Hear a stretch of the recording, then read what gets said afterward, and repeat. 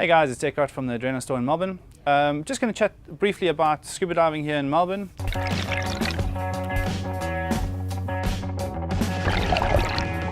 We've got Port Phillip Bay. That's a great bay. It's protected from the swell. You'll always find an area that's going to be protected from the wind. So it's an amazing basically location to do a lot of our diving in. Most of the diving generally with regards to scuba is done around many of the piers that you'll find in the bay.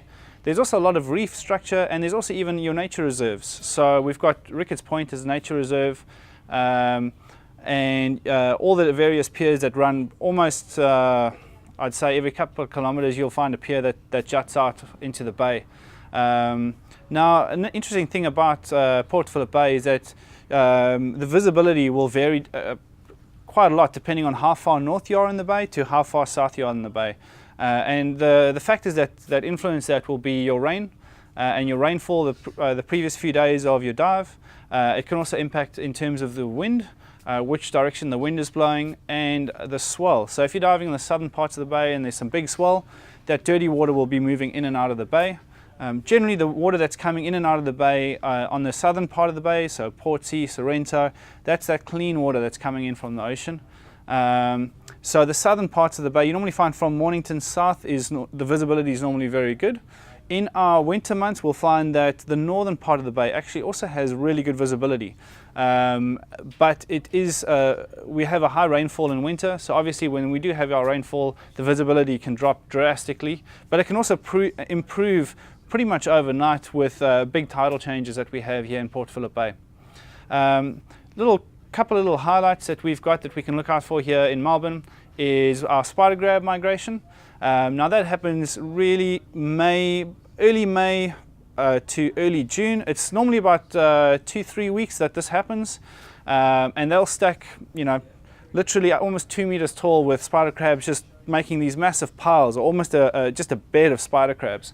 You'll also see your really big rays cruising up and down and looking for those crabs that have molted.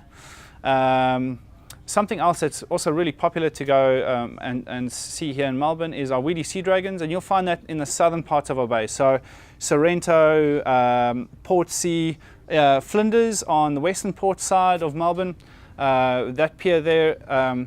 There's lots of little areas where you'll see them. You'll see them generally on the edge of a weed bed onto like sand patches is where you're going to see the little Weedy sea dragons. Now, it looks like a little piece of kelp that's just drifting in the current, but try and get a little bit closer and hopefully you'll see your first Weedy sea dragon. Another thing about diving Victoria on scuba is that you can actually dive your scallops and you can dive your crayfish on scuba tanks. Now, our scallops we'll find in Port Phillip Bay.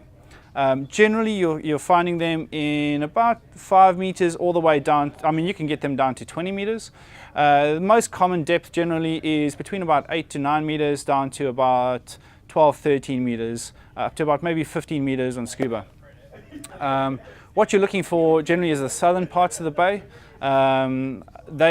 You can find them further north in the bay, but generally they're in the southern parts of the bay. More, I'd say, not further south than Sorrento, but if you move further way back up to about Mornington would be the furthest north that I'd be looking for your scallops.